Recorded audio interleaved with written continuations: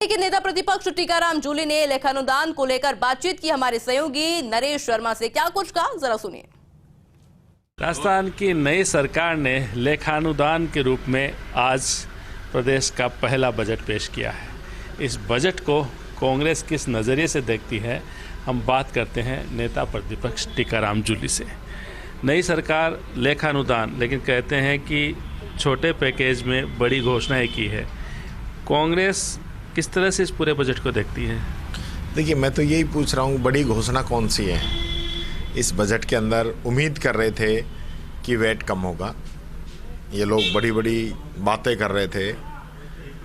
चुनाव से पहले कहते थे कि हमारा राज बनते ही हम जो है हरियाणा के बराबर जो है डीजल पेट्रोल को कर देंगे, 43 रुपये कम करेंगे, 43 रुपये टैक्स लगा रखा है सरकार। तो उसके बारे में कोई बात बजट के अंदर नहीं हुई, जो कि एक घोर निराशा सबको हुई है। दूसरा, इन्होंने किसान सम्मान निधि 12,000 करने की बात करी थी, उसको अब 8,000 रुपये लेके आ गए।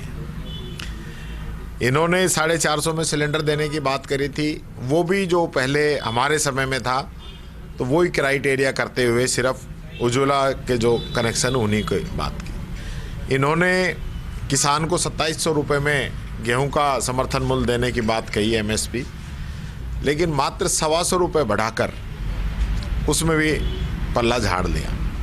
आज जो बजट पेश किया गया, कहीं भी ग्रामीण युवा की बात नहीं, शहरी युवा की बात नहीं, महिला सुरक्षा की बात नहीं, SC की बात नहीं, ST की बात नहीं, आदिवासी की बात नहीं, OBC की बात नहीं, यानी जो गरीब तबका है प्रदेश का उसकी कोई बात नहीं। और यही नहीं, व्यापारी की भी कोई बात नहीं इस बजट के अंदर।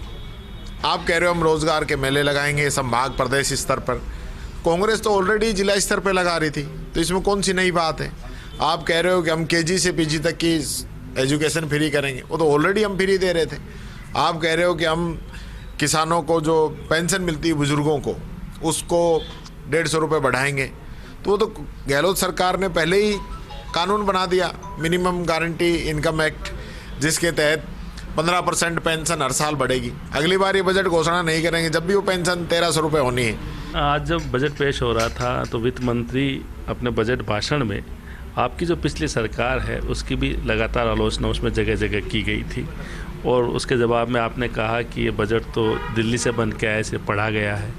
कल मुख्यमंत्री जी गए थे दिल्ली, तो इसको अप्रूव कराने गए थे। भाई, मुख्यमंत्री जी बनने के बाद में जयपुर कम रहे हैं, दिल्ली ज़्यादा जा रहे हैं, तो वहाँ से पर्ची या कोई अप्रूवल का इंतजार रहता है।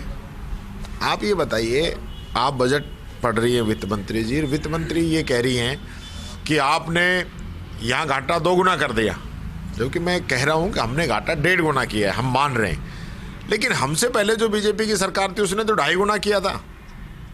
और आप इस बजट के अंदर भी 67,000 करोड़ रुपए का घाटा अनुमानित है आपका, तो 5 साल में 7×5 कहाँ जाके रुकेगा? नेता प्रतिपक्ष टीकाराम जूली, जिन्होंने आज राज्य सरकार द्वारा पेश लेखानुदान के रूप में बजट को खारिज किया है और कहा है कि जो जनता से वादे किए थे उस जनता के वादों के अनुसार इस बजट में कोई विजन दिखाई नहीं देता। कैमरामैन तीर्थ के साथ Naresh Sharma, first India news, Jaipur.